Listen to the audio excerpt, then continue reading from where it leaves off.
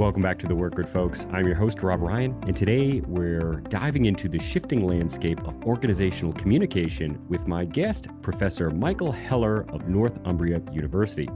For decades, internal comms was a rigid, top-down function. Leaders spoke, employees listened. But today, the game has changed. Communication is now much more conversational, bi-directional, and certainly deeply tied to the employee experience. We'll explore the historical roots of internal comms, the rise of the professional class, and how these shifts and evolution have redefined the way organizations engage with their employees to drive more collaborative and engaged cultures. In this conversation, it's about where we are, where we've been, and where we're headed in workplace technology and comms. So let's get right into it. This is The Work Grid. Michael, thank you for coming to the Work Grid podcast. If you don't mind, I'd like to introduce you to our audience. Professor Michael Heller, you are a highly regarded marketing expert and academic with degrees from the University of Cambridge and UCL. You've spent a decade at Brunel Business School, serving both teaching and leadership roles, and have also taught at the University of East London, Royal Holloway, Queen Mary, in Westminster, as well as overseas engagements in Shanghai and Aix-en-Provence. Your teaching and research have spanned branding, marketing communication, international marketing, reflecting the breadth of your expertise. And beyond academia, you've consulted with various companies on branding, communication strategies, and regularly contribute to media discussions. We're pleased to have you on here today. Is there anything I happen to miss there in your bio? Yeah, no, thank you. That was a very comprehensive bio. Just the last bit is actually where I'm based at the moment is Northumbria University. So Excellent. and that's in Newcastle. So I live in London, but I'm actually now teaching and researching in the northeast of England. But thank you. That Fantastic. was very comprehensive. Yes. We try. We're switching things up here to make sure that, our guests who perhaps aren't, more extroverted in sharing their expertise and accolades, that we're doing that bit for them. So hopefully that did it justice. That was excellent. What drew your focus on organizational history in academia and your professional work? Was there anything that sparked your interest here and your focus of your research? Yeah, I mean, it's interesting. I've been, doing research for 25 years now in archives, and I actually started off actually as a what I would call a social cultural historian, not really a organizational business historian. And my PhD, my doctorate, I looked at clerical workers, so the history of office work in London between 1880 and 1914. So in the decades that were running up to the First World War.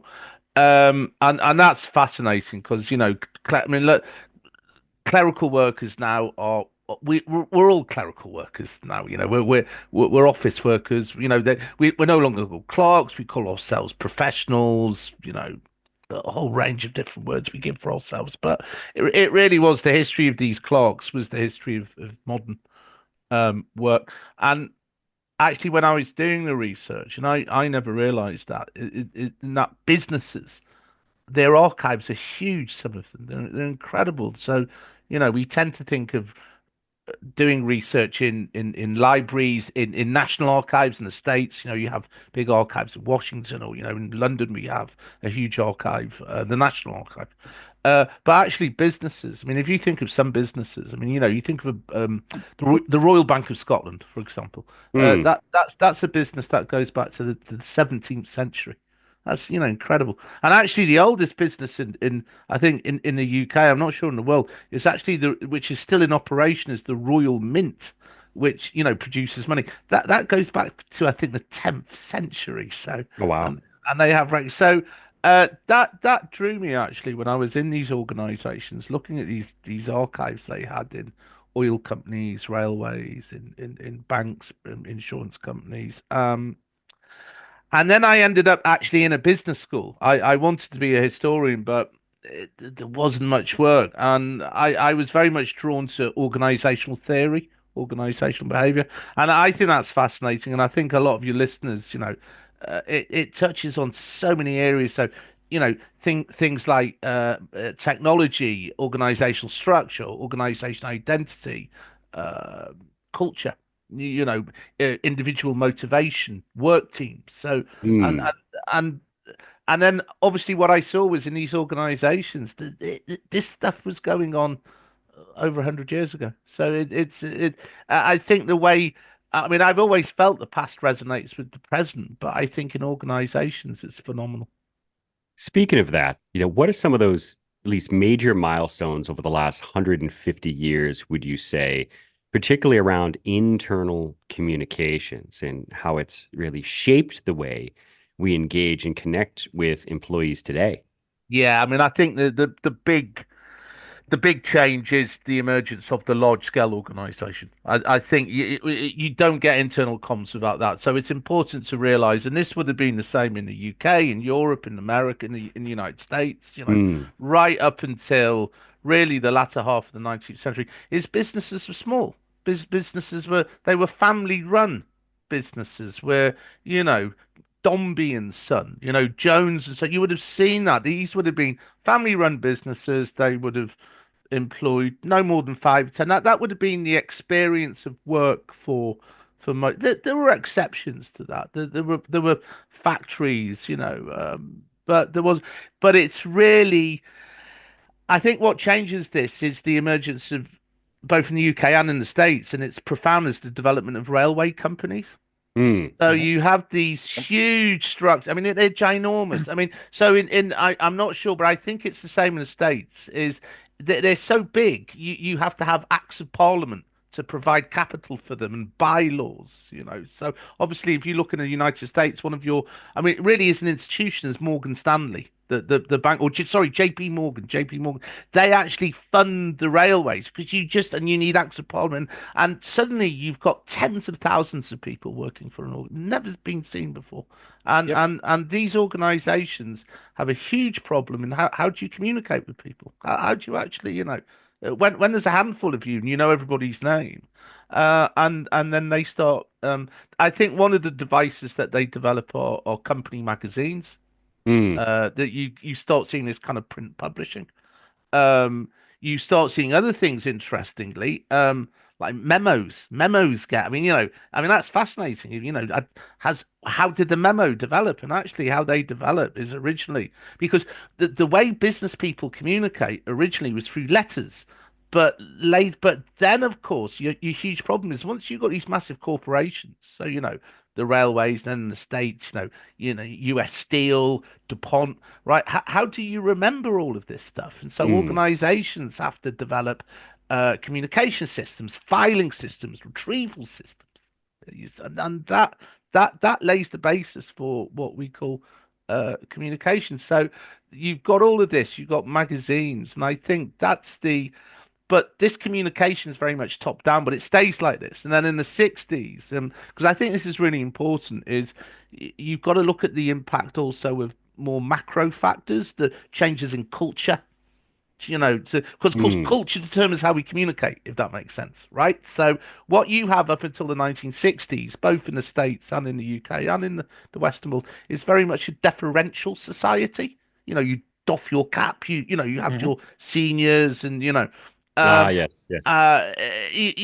it's a top that, and of course in this period, you must realize in this period, most people what they earn today is pennies. They just earned. People weren't that educated. They were living and so on. So these educated people, they were far more powerful than they are today. It was a much more, and so what you see is this top-down system of communication. Now, what happens in the 60s with the Cultural Revolution, the 60s, the swing 60s, is that style of communication is no longer acceptable. It's like, don't talk down to me. And so you start seeing the emergence of two-way communication.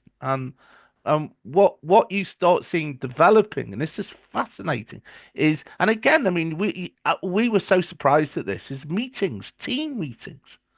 So again, you did have meetings in the past, but that was only amongst senior management. The idea that you would have a meeting in your team with your manager and you would sit down and you would discuss and there would be a flow, that was an alien concept. And it's not really until the 60s and 70s in the UK, they're called briefing groups.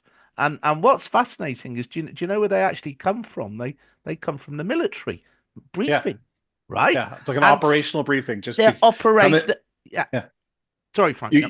You, it's great to talk to you again, Michael. I remember dinner in London. We were talking a little bit about Yeah. this, but we saw in the '60s up until then, if I understand it correctly, it was basically here are your orders.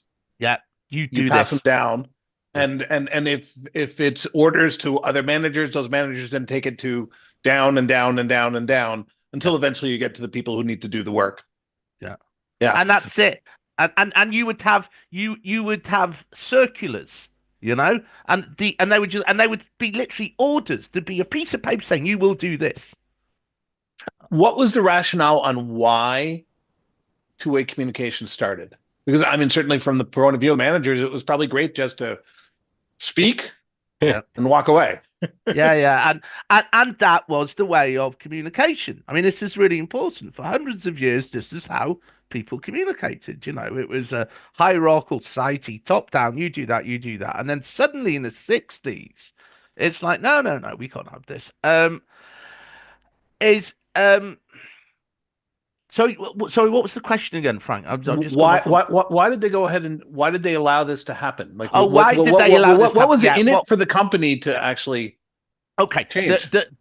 Okay. There's several reasons here. The first reason is now again I'm talking from the UK, but I think this is happening in the States as well. Is strike action? You've got much more powerful trade unions, very, very powerful trade unions, and what you Wow. have, and you have a breakdown in industrial relations. Okay, so in the '60s, there had been. This is what actually, by the way, this is very important. This was called after the war. It was called Fordism, named after Ford, the The motor motor company? company. Okay. And this was how you develop an affluent society. In the 1950s, Galbraith, the American sociologist, he Mhm. writes this great book called The Affluent Society, and it's all about in Britain we had a prime minister who said you've never had it so good. You've never had it so good. People had so much. There was actually a study called the Affluent Worker Study. So this is the emergence of an affluent consumer society, what we have today, and that was developed by a combination of government, big government, trade unions, and corporations. And they all came together and made a deal. By the way, that was a system of what happened during the Second World War. Mhm. That trade unions decided to work with corporations and government. So this horrible 1930s where everybody was going on strike and arguing, and that led to massive increases in productivity. So the idea was that the government would provide economic using macro, interest rates, taxation, redistribution. It would also bring in welfare to look after people. Uh, Corporations would do massive investments in mass production, Fordism, give people a good, and trade unions would accept this new technology and they would control. Now that system worked beautifully up until the '70s. This was known as the Golden Age. In Germany it was called Die Wunderwirtschaft, the miracle economy, and you saw Mhm. huge increases in standards. That system breaks down in the '70s, The and détente is over it's come the over. 1970s. Yeah. And now the reason why it's over is it's already under strain in the '60s with rising prices, but it's the oil crisis of the '70s, the mass inflation caused by OPEC increasing oil prices because of Western support of Israel. I mean, it's very interesting. We're kind of almost seeing remnants of this today. And so what happens is in Europe. Managers communicated with workers through unions. That system collapses, and suddenly you start seeing this new concept called internal communication appear in the '60s and '70s. So that's one factor. And the other factor I would say, without doubt, is education. Your workers in the 1960s and '70s are way more educated than your workers, let's say 50 years earlier, right? So this is what I'm saying. If you look at your average worker in the 1930s, managers and owners were way more educated, and these are people who would have gone to university, would have gone. A lot of these workers would have been leaving school when they were 13, 14. By the time you get to the '60s, '70s, particularly amongst white collar workers, that education differentiation. So people. So again, it's that collapse in this differential. It's more educated, richer people, and a collapse in industrial relations. And at the same time, I mean, this goes back really to Rob's question, is you start seeing technologies developing in the 70s and 80s that start facilitating internal comms. And so the technology changes come in as well, which start helping managers. So I'm curious to get into the technology question because this was one of the things we were talking about, and I don't remember exactly how we made this connection, but you made it and I bought it. It might have been the wine, but I made it and I bought it at the time, which was the technology. It was something about white collar versus blue collar, and the technology, how technology kind of created white collar essentially. And then there was an analogy to the current rise of AI and what is because I think a lot of people who are white collar are feeling pressures that were associated with blue collar jobs. Yeah. In the 70s and 80s and 90s probably. Yep.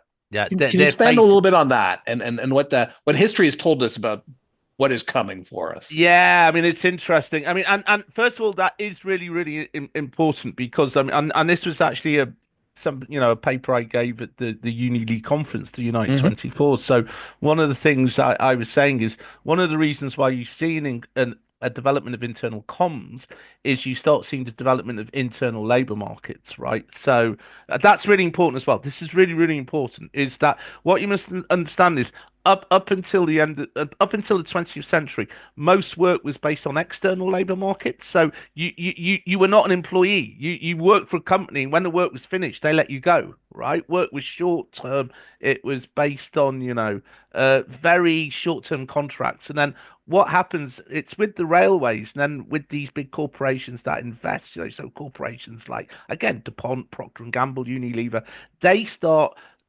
developing this concept of employees that you would work for your life for a corporation. You work, and so then you have to start to develop things like organizational culture, right? To career structures, right? If you're going to keep someone now, interestingly, that originated with white collar workers because originally it was the white collar workers that had the secure jobs, right? That's really important. So when I did the research on clerical workers, what I found was the reason why, and you must understand in this period, you don't decide what job you do, it's your parents who decide. And so if you say that the answer was always the job was secure, you had, and then you had a pension and you had all of this, right? And so, and so that's the basis of this, and was white collar, blue collar experience was always, I think, quite different. These technologies you start seeing developing, I mean, they're bizarre. I mean, there are things, for example, like videos, videos in the 70s and 80s, which you think is a form of one-way communication, right? I show you a film, but no, because what they would do is they would do these briefing groups. They would develop these meetings that follow the video, and then you would have discussion groups, and you would talk about all of these things, and then obviously, I mean, we found other things like CCTV, closed circuit television. So companies were experimenting with audio visual. We came across this. I've forgotten the name of it. I apologize. It'll come to me later. But in the 80s, the I think it was called Nestle. That was or Pesta, and it was basically a proto digital communication system which was being developed by British Telecom and the British government. And it was like the kind of a CFAX, like a visual system where you could get images that you could send out and you could control to that.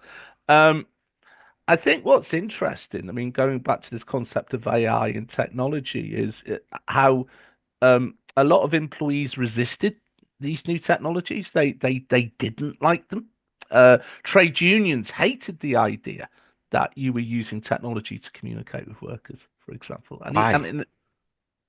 Because trade unions felt that they had the right to communicate. So this is a really interesting idea. Cutting out the middleman. Yes, the shop steward. The shop steward is no longer the big boss. Yes, precisely the idea that communication is power. If you control communication, you control workers. So when Mm. suddenly managers start saying, "Well, hang on, we're develop," and you see what's happening. I mean, this is actually fascinating because um, what's happening here is you start seeing the professionalization of internal communication, right?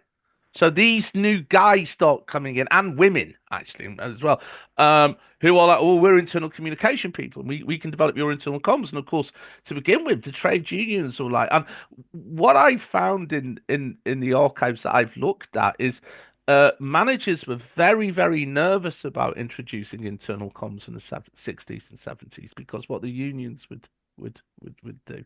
Uh, so I thought that. So it's interesting when you look at technology. I think there is an inherent fear of people of technology. It's going to take my job, right? Sure.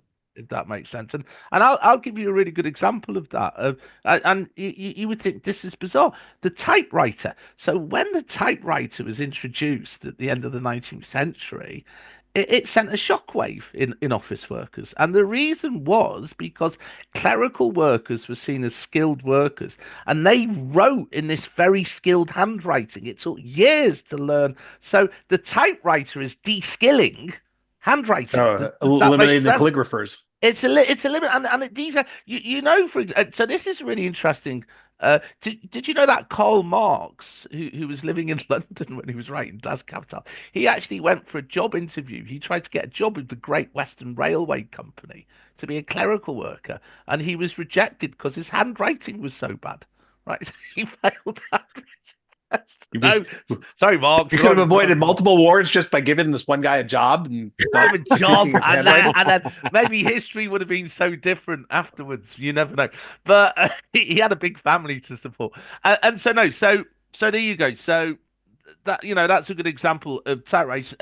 You start seeing developing around about the same time as a typewriter, a bit later, Burroughs, who Hmm. the writer Naked Lunch. He was actually the Burroughs adding machines. These are these Hmm. kind of proto computers. They were these huge things, like mechanical things. You type it in, pull a handle, it would add up, right? And again, clerical workers were terrified at this because what bank clerks and financial clerks had developed was it was called casting. Casting. It was the ability to add up huge sums in your head. You could Mm. just get rows. So these guys were like mechanical machines. Does that make sense? They would just add Yeah. up, and then suddenly, when these machines come, it's like, hang on, that skill will over time be made redundant. You see what I mean? So white collar. We tend to think of so going back to your original question about blue collar and white collar workers. I mean, that is actually quite interesting because the idea is that it was blue collar workers who were opposed to technology. So I don't know if you know about the Luddites, Luddism, the Hmm. Luddites in I Britain. do. So these were guys who in the 18th century burnt down factories. So capitalism was bringing in these machines, these automatic weaving machines, and then the Luddites came and they would burn down because they saw. So we tend to have this view that it's the blue collar workers who oppose technology. It's going to take my job. It's going to take my job. Whereas white collar workers are more amenable. I, I don't think that's true. I mean, a lot of this technology, like I say, we even sort of look. Even if this was bizarre, I mean, I came across the pencil sharpeners, right? So again, pencil sharpeners were introduced by the British Post Office in like 1890, 1900. And again, the workers were like, no, but because again, sharpening a pencil with a knife was a skill. So even little things like these, it was like so anything of this was de-skilling people. So So that's the equivalent of my ability to write a very compelling email that will move, which now is well, Microsoft frankly does better. well, So yeah. AI will do this exactly. So going back, so I think that's history is replete. This AI is just another stage, and then obviously, when computers were being developed in the 1950s, 60s, again, that was taking away. But you know what I would say as well in relation to this, because I mean it is a fascinating subject, is there's a kind of for and against. So the negative view is, well, all that this technology is doing is de-skilling and taking away people's work. But actually, the history has shown you it's the other way around. That what these machines did was get rid of mechanical work. They got rid of mind-numbing work, and that enabled workers to professionalize and to do far more interesting work. And we So know this that. is so we a lot of the people who are listening to this podcast really have to look at this as a moment of change, and their job is to manage and help guide through that I change. agree. Okay. I couldn't agree more. And I'll just give you one quick example of that, of just this mind that it's just change. You know, everything tout ça change. Everything changes. That is the norm. Yeah, and again, going back to Marx. I mean, there's a lovely line from Marx when he talks about the condition of modernity, because Marx was fascinated with technology and how technology was constantly, and he actually said all that is solid vanishes into dust, right? That there is nothing solid in a modern age. Everything is constantly so, and this was years before that this idea of creative destruction. This idea came along. But the example I give you very quickly was the addressograph. So this was a great piece of tech. So as the name suggests, it was a piece of technology that automatically addressed envelopes. You'd program it, and it would put in addresses on envelopes. Now, and I imagine in America you had the same system. In Britain, in the 19th and early 20th century, you if you owned shares, you were paid dividends in the UK by banks. The banks paid dividends on behalf of clients, and you would have what was called dividend day. So one day a year, everybody would get their dividends. It was always a time. Now, what you had in banks is you had these poor clerks, and they had to manually write out thousands of addresses, thousands of that. They'd have these big rolls, and they had to fill in these checks. Mr. John Smith is payable £3, 6 shillings and 10 pence. Can you imagine the amount of work that took, and how mind numbing that was? The addressograph got rid of all of that work. But did it get rid of the clerks? No, it didn't. What it led to is the clerks moving on to much more creative and interesting and engaging work. And this has been the reality. I would say so. I think we have to look at the positives of this and not it's about, as you said, it's about managing change. So, Mike, one question I had for you, just given the rise and change of really attention spans, that you see this in the media constantly, that there's a fight for workers' attentions. It's happening at home, it's happening at work. How should organizations be thinking about their communication Yeah, strategies, particularly yeah, the fact that folks are, working hybrid, they're working remote, et yeah. cetera. There's just a war for that attention. Yeah, I think, but the answer short to that is create interesting content.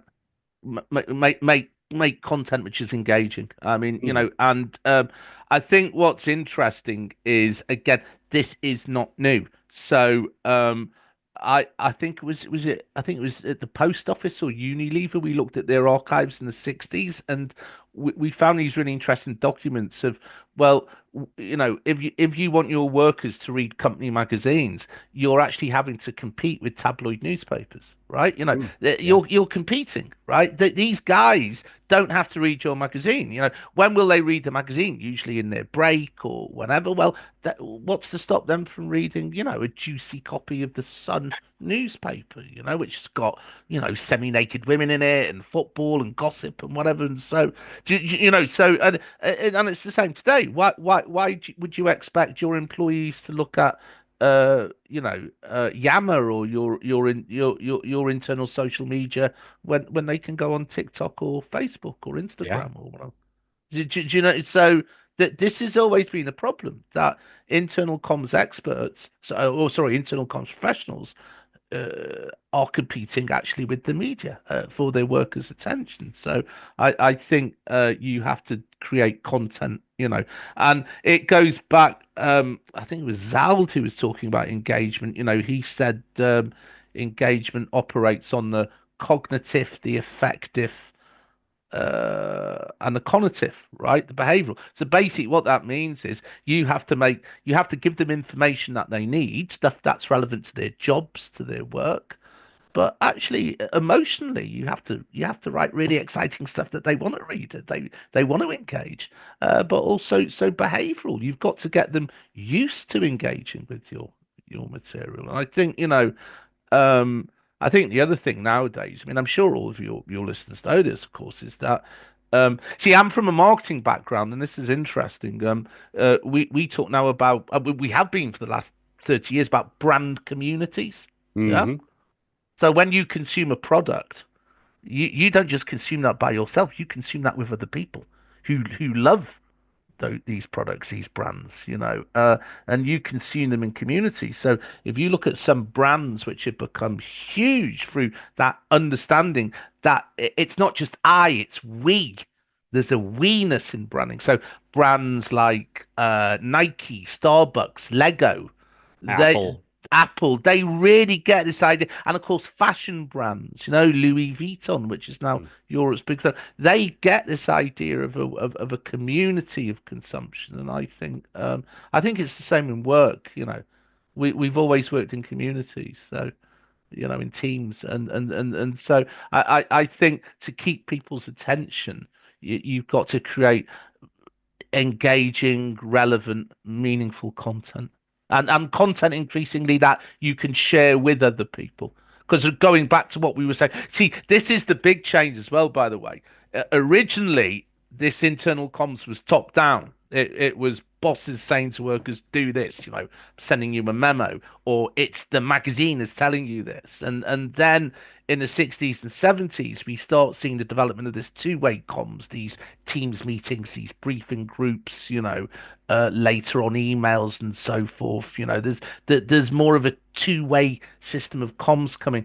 But I would say since the 2000s, the communication now is multi-way, if that makes sense. It's up, down, vertical, lateral. It's just going everywhere. This is much more difficult, I think, for internal communication managers, but I think it gives them more opportunities as well. I wanted to touch upon something you just mentioned, which was the brand identity, and how much of that should be a role of internal communications of, like you said, if you have strong brand affinity to an Apple, a Nike, or whatnot, that's almost intrinsically part of your being. How much should internal comms be fostering engagement and a culture so that employees, professionals feel emotionally tied to the company, to the vision, mission, and the brand? Oh, I think it's fundamental.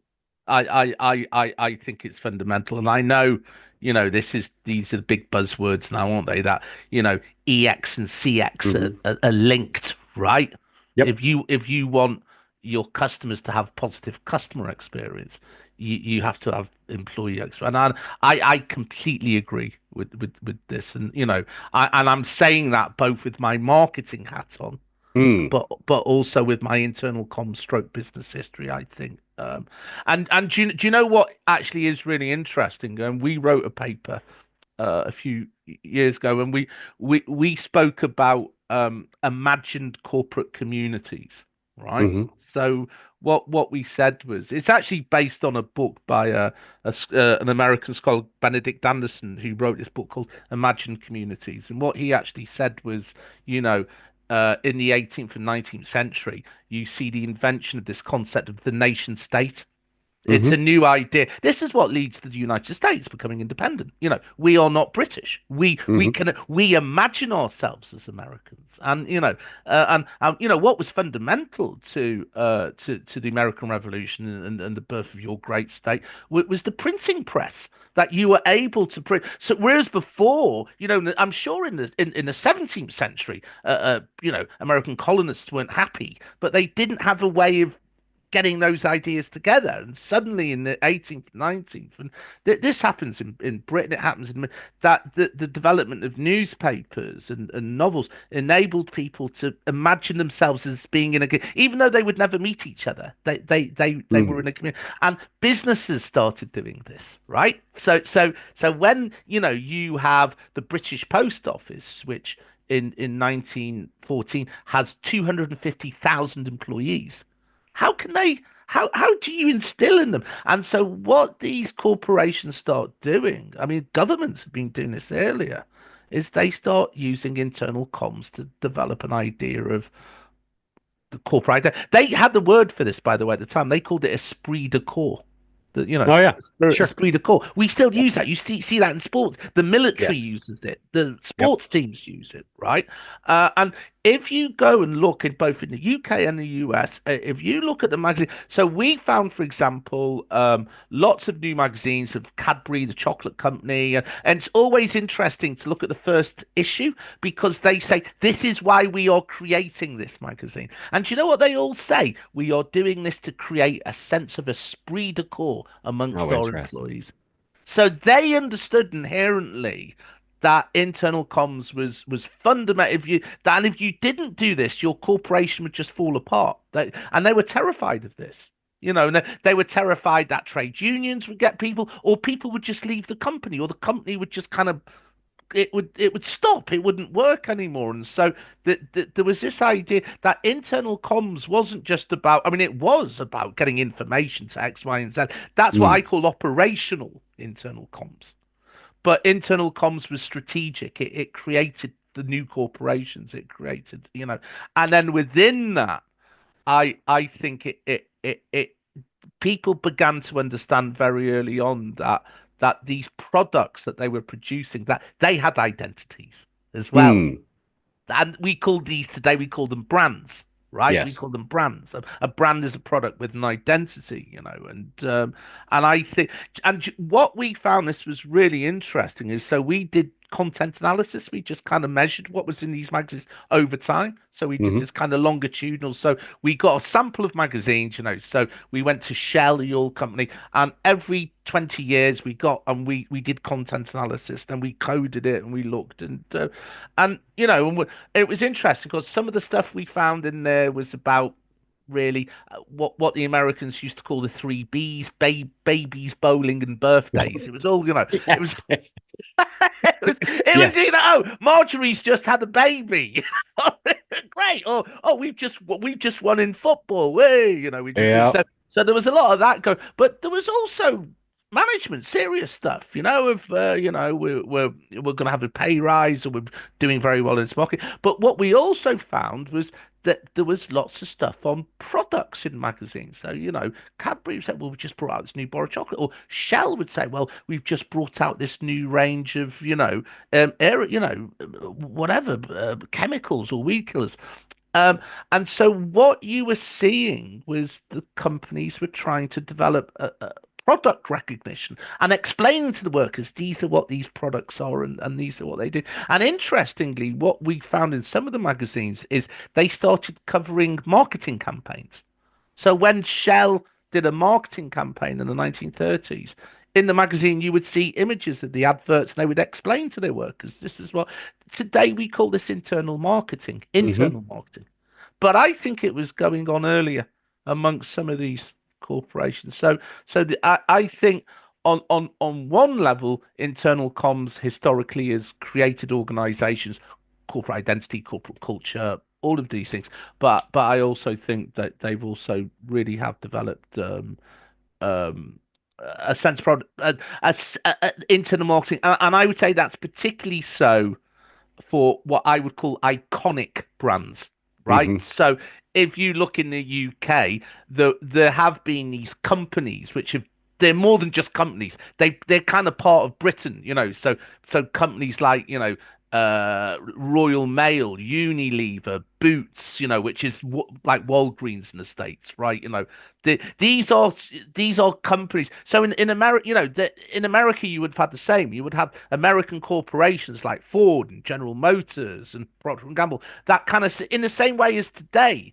if you look at a lot of Americans when they go abroad, what's the first place they go to when they come to London? They want to go to Nike Town, or they want to go to the Apple store. That these brands somehow reflect the nation, if that makes sense. They're Yeah, no, that iconic. does. They're iconic.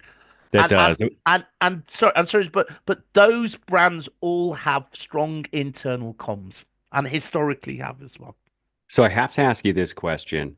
And, I know it's a bit of an aside, but given your focus on marketing, branding, etc. Um, iconic UK brand, media splash, and probably, at least from what you see in the media, the biggest flop or miss of a brand. You know who I'm going to say? Oh, Jaguar. which one? Oh, joke. Jaguar. Their relaunch of their brand, which Yes, yes, yes. I have to ask you, being in the UK, iconic UK brand, what happened there? It's a case, I think, for a long time of the brand was mismanaged, right? Mm. So the brand was actually nationalized. So Jaguar was, this. I mean, originally, I mean, it's a fascinating the history of it. Originally Jaguar made sidecars to motorbikes. So they didn't Oh, even make the motor. They just make, in the yeah, past, yeah, people, yeah. before people could afford cars, The you might have a sidecar. motorbike and your wife would be in the sidecar, right? And you'd Yeah. kind of burn around, right? And so Jaguar originally made the sidecars, right? That's all they did. And then they said, oh, we'll make the motorbikes now. And then later on, oh, let's make a car, right? So they kind of and they did very well. I think what happened with them. Look, the problem here is again, and let's go back to this concept of um, um, a brand is a product with an identity, a set of Mm. values. And that identity is so important because one of the things that brands do is they differentiate products. They say, Pepsi isn't cola, right? Yes. You're right. BMW is not Mercedes, even though they, blind test or whatever they might look the same. But also I think the identity creates a relate. So brands create loyalty. They create long-term relate. You think about this. I'm sure in your home you have brands which have been in your family for maybe three generations. If you think of brands like shampoos, just very low involvement brands, shampoos you use, or soap, detergent, could be food, cookies, it could be anything, right? I think Yes. in our Dove, Pyrex. Yes. exactly. Your parents would use that, and I'm sure even their parents. These, I mean, that's incredible that these brands can create such loyalty, which goes into, and that's because of that identity. Now, what I would say is that organizations need to act as guardians to these brands. Do you see what I mean? They need so think of like a brand like Guinness. Guinness is a brand which goes back to 1770. I think Guinness is as old as the United States of America Yes, as I a believe. brand, right? That's crazy. Now, has that brand stayed in the same family? No, it's been taken over and taken by other companies have taken it and owned it. Now, I think what happened with Jaguar is the reason why it collapsed is the companies that bought Jaguar didn't understand its history and didn't understand its identity and mismanaged that. And I think that so originally you had the company, then it got nationalized, and the government just didn't know, and they just wrapped it with this horrible company called British Leyland, which fell apart. Then Ford took over it, and they said, "Oh, we're just Mm. going to roll it in." It's just been picked up and badly managed by organizations. I think that what corporations need to do when they buy these brands, some corporations do it very, very well. They really, and I'll give you a good example of that. So we and I yeah, it is in the States. It's Cadbury. Which is, a Mm. British chocolate brand. Which again, originally it was a Quaker company because Quakers didn't drink alcohol, so they drank chocolate. They had a drinking chocolate. That brand is now owned by Mondelez, the American Yes. corporation. It was taken over by Kraft and Mondelez, and it was interesting because I was doing research in their archives. Again, very historical company. And I spoke to the archivist and I said very quietly, what's it been like here since the takeover? Because many people thought that this American company that would vandalize the chocolate. Hmm. That Of course. they wouldn't stick to the traditions of the company. The company was very famous, for example, for its industrial welfare. It actually built a town called Bourneville for its workers. It was one. But do you know what she said? She said, "Oh, everybody loves Mondelez." They said that they just love the brand and they've invested in our history and they've so that's a good example of a brand which is now thriving because the corporation that took it over understands, because that identity, don't forget, a lot of that identity, is from your heritage. I mean, what's the Yeah. first thing when you meet people when you're on holiday, when you're chatting to them maybe over there, what's the first thing you say to them? Where are you from? Yep. Yeah, where are you from? And also, but not just, especially with Americans, they will say, where are you from? From where do you live? I'm from Oregon, I'm from California, but also where are your family from? All right, we're of Irish descent, we're of Italian descent. So where you are from, your heritage has a huge part of your identity. And and by the way, I mean, going back to internal comms, one piece of research we're doing at the moment, which I think is fascinating, is actually looking at how internal comms uses history. Mm. So, that idea of that sense of we-ness, the corporation, the identity, the values.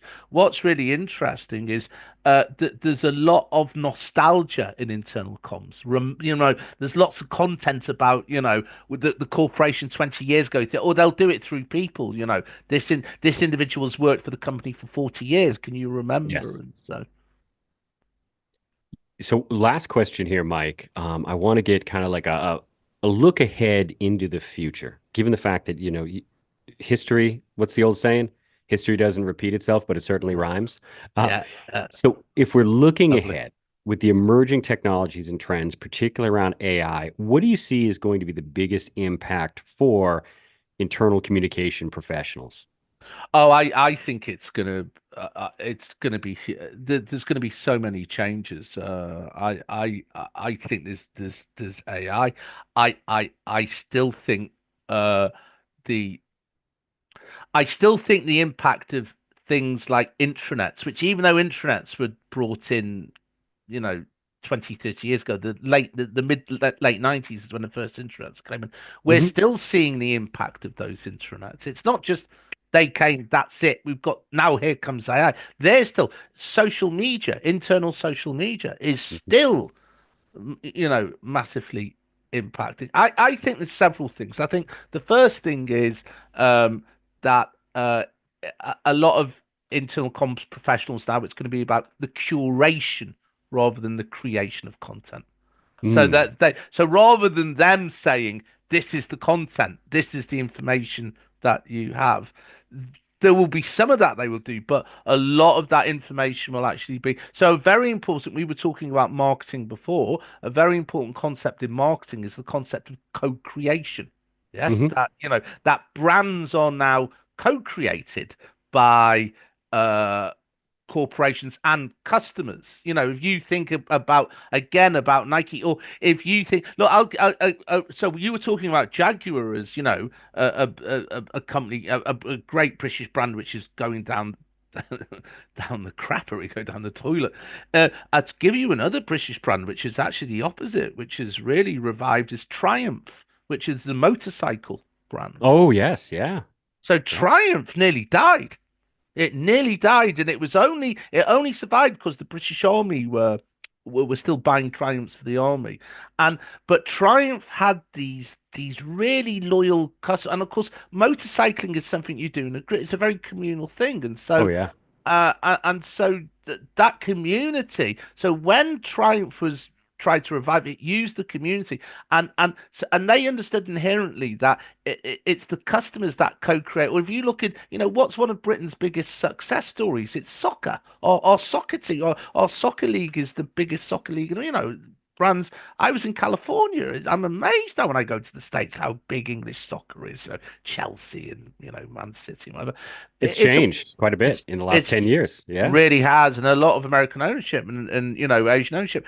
It's a well-known fact that football, the fans are the 12th, 13th person, whatever it is. Man, I'm not a big soccer fan, by the way, but the idea of co-creation, that it's your fans, it's not just the team that the brand, because what customers are buying now are experiences, not just products, right? This is very important, and I think it's the same for internal comms. I think that a lot of internal comms in the future, instead of being created as they were in the past by internal comms professionals, that it's now increasingly going to be co-created. And so the role using technologies like intranets and creating communities around this comms and social media is that they, rather than creating communication, they will be curating, they'll be organizing it. I think the other thing, of course, we know from AI is that what AI, by the way, and I'm sure most of your listeners know this, has been around for decades.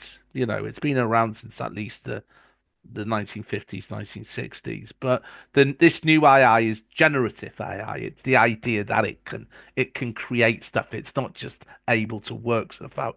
Um, do you know what I think's gonna what this will mean? I think that a lot of the operational communication, Mm, the day-to-day stuff, that stuff's just gonna be done by AI in the future. The internal comms people won't have to do the basic newsletters or basic information.